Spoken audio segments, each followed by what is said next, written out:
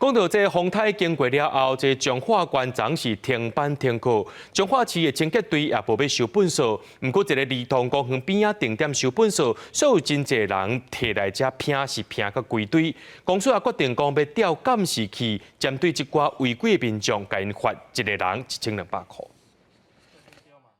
骑倒摆来到路边，摕一包粪扫对路边弹过去，扫落来几分钟内，驶车也是散步的，拢把厝内的粪扫对遮踏过来，过程拢互监视器翕落来。彰化县测是因为风台停班停课，彰化市儿童公园边的三民路竟然是出现一个粪扫山。要不好啦，就是说小王子给你这种垃圾都已经拿出来了，这个地方就是定点嘛。那应该是民众的问题。不好就对了。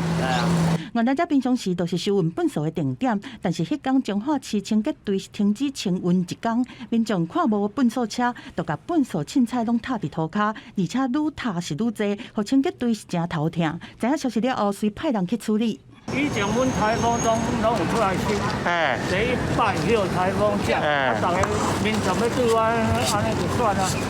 安尼嘛无法度了对啊。多啦。彰化市公所讲，清洁队几十年来拢是规年无休困，即摆是配合风台风灾，前一天暗时10点外，伫网站和现场拢打广告，可能是有民众无看到停收的消息。数十年来，包括过年，毋捌一天无收垃圾，然后一旦伫临时台风暗时10点外，才伫网站公告，即个无要收垃圾，所以民众有诶无看到即个网站的信息，以至于来这里丢垃圾。